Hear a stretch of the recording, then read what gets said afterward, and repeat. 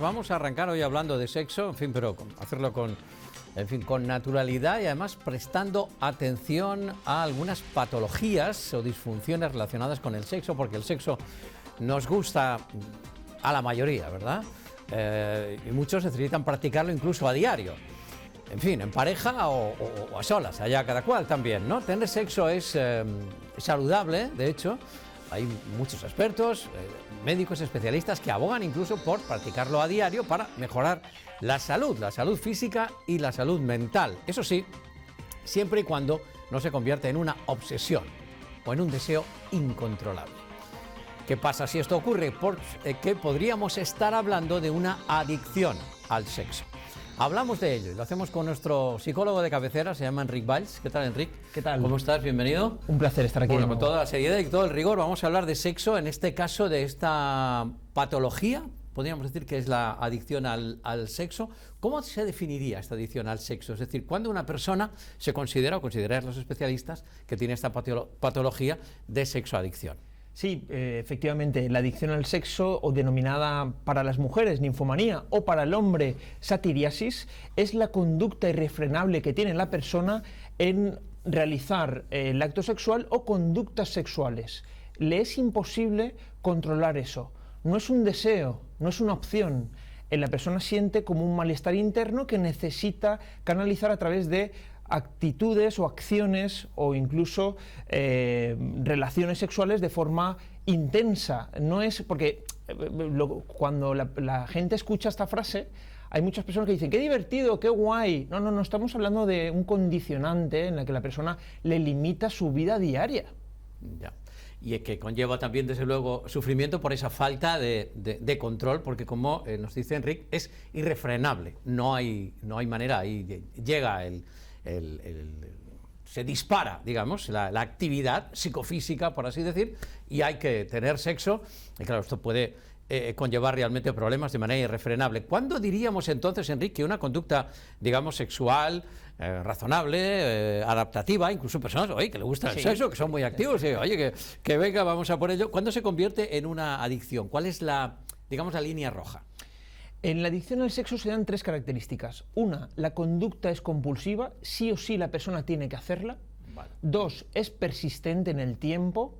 Y además dice las frases como, tengo que ir al prostíbulo todas las noches, tengo que ver la pornografía a estas horas, en este instante, en este momento, no me puedo controlar, tengo que masturbarme porque si no, no estoy tranquilo o tranquila durante el día. Y luego la tercera característica es que se da un escenario, un ritual. Tiene que ser una forma, en una hora, en un momento concreto, con una vestimenta, y eso le produce un alivio a ese malestar psíquico. Sí o sí lo tiene que hacer. O sea que, digamos, la conducta está relacionada o vinculada a un malestar psíquico. Por tanto, de alguna manera podríamos decir que la persona que es adicta al sexo utiliza el sexo, no sé, un poco como para tapar determinadas situaciones personales que están generando angustia, ansiedad. Viene a ser una evasiva. Por tanto, entiendo que tendría similitudes con otras adicciones, a determinados psicofármacos, en fin, a cannabis, etcétera, alcohol incluso, o a juego. ¿Tienen el mismo patrón de comportamiento, por así decir? Sí, de hecho el patrón de comportamiento se basa en un primer momento en una mentira, porque proyecta una imagen, y luego a nivel interno es cuando realiza ese tipo de conductas. De hecho, existe también unos orígenes. Normalmente la persona suele haber o ha tenido un hecho traumático en la infancia o una situación de una familia desestructurada. Es cierto que se dan también una poliadicción. No solamente es adicto al sexo, sino también adicto al alcohol, al cannabis, a la cocaína, diferentes sustancias. ¿Y dentro de ese ritual entrarían también las sustancias? Correcto. ¿Entiendes? O sea, habría como estaría todo vinculado. Sí. Tiene que llegar, no lo sé, me lo invento, viernes por la noche, o tiene que haber un momento en el que hay consumo también, se mezcla con alcohol y hay...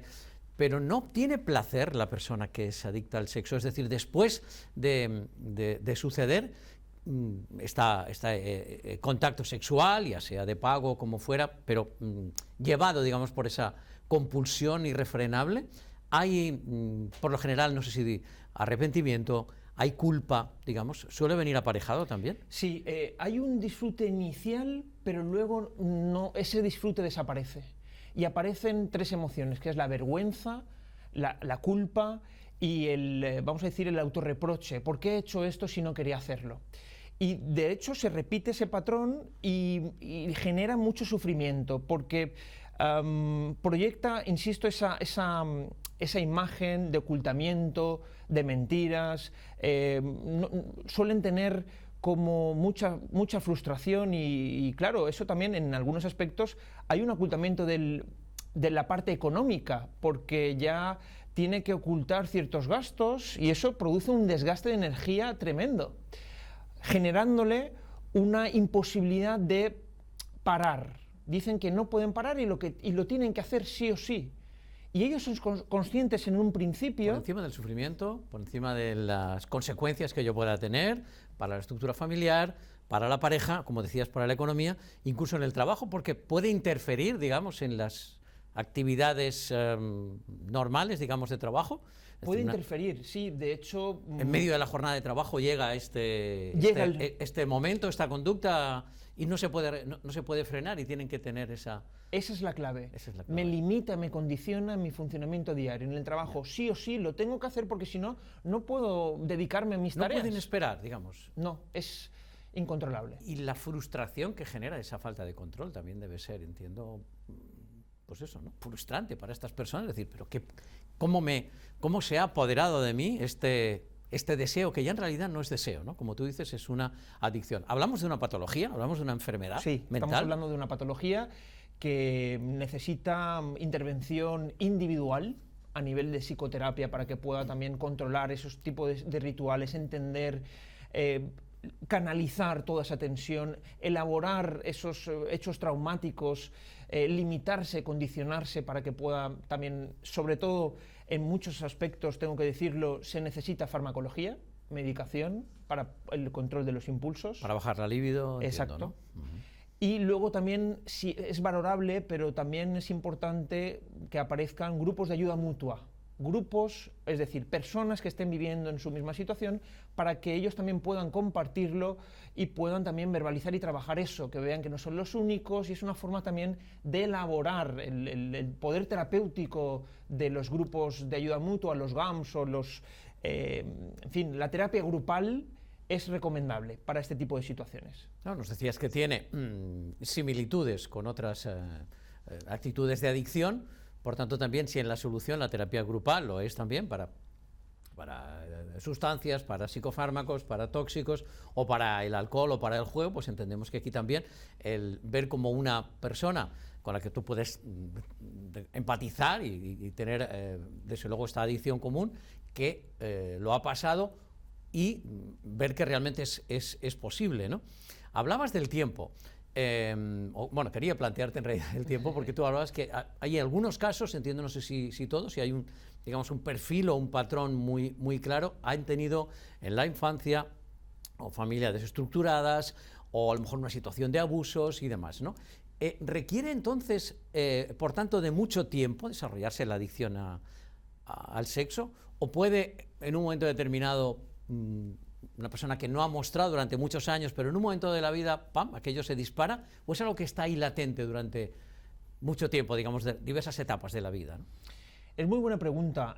Diversas corrientes también explican que una persona en un nivel de tensión o de ansiedad o de estrés muy intenso también puede florecer. Luego también hay otras corrientes que dicen que hay una carga genética, que es hereditario. Dependerá mucho de la persona. También te tengo que decir que de cada 10 casos se da en 9 en hombres, está más presente en hombres que en mujeres, y depende mucho de esa historia de vida personal. Influirán muchos aspectos, es multifactorial, no depende de una situación. Oye, entonces si yo tengo un nivel de estrés muy intenso y en un periodo de tiempo corto, o tengo predisposición. Bueno, quizás sí, quizá no, hay otros factores. Decíamos que era un factor importante el haber tenido este tipo de situaciones. un abuso en la infancia, un hecho traumático no elaborado, un consumo, un policonsumo también. Entonces influyen muchos factores, ¿no? Entiendo. Vemos que hay muchos puntos en común con otras adicciones también, esta adicción al sexo de la que estamos hablando hoy. El hecho de que haya personas relevantes, famosas, que bueno, hayan saltado también a la palestra pública confesando con más o menos naturalidad el hecho de que son o han sido adictos al sexo, no sé si puede ayudar o no. A mí me viene a la memoria ahora el caso de Michael Douglas, que lo confesó abiertamente, o el caso de Hugh Grant, y en chicas creo que Britney Spears o Lindsay Lohan ya en tiempos pasados fueron o confesaron esta adicción al sexo. Esto, de alguna manera, que personajes relevantes lo confiesen, da como normalidad a la situación. Uno piensa que es un bicho raro, ¿no?, por tener esta adicción al sexo, y que se puede curar también, ¿no? Sí, obviamente ayuda a normalizar, a hablar sobre un tema que está presente en la sociedad, porque quiero remarcar que se da hay un porcentaje de 7% de la población está presente, y es un tema que cuando uno habla está naturalizando algo y también está acercando el tratamiento, que es posible salir, que de hecho tiene solución y que se puede abarcar con total naturalidad, ¿no?, y profesionalidad. Ajá. En cuanto a la detección por parte de los expertos, o sea, ¿qué señales, o digamos de entorno familiar, uno puede detectar? Es decir, aquí hay un problema que se invisibiliza, pues como muchas adicciones, pero que puede ser detectable. ¿Cuáles serían, digamos, esos puntos en los que los especialistas y el entorno tendría que poner el foco de que aquí está pasando algo, ¿no? Sí, es importante que el pensamiento, la conducta esté presente a diario. Es imposible desconectar de ese pensamiento o de esa acción. La persona verbaliza que es que lo tengo presente las 24 horas del día. Yo te diría que los estudios nos dicen más de 8 horas. Y es muy difícil desconectar o no hacerlo. Entonces esos son señales que es importante. Cuando estamos ocultando ese tipo de conductas, cuando nosotros mismos nos estamos autoengañando y diciendo no pasa nada, pero sí que ocurre, y cuando esto nos está interfiriendo en las diferentes áreas de nuestra vida, a nivel laboral, a nivel social, ya no quedo con amigos, prefiero hacer este tipo de conductas antes que tener mi momento de ocio, de desconexión, de tener mi hobby, y esos son ya señales de que hay que pedir ayuda profesional.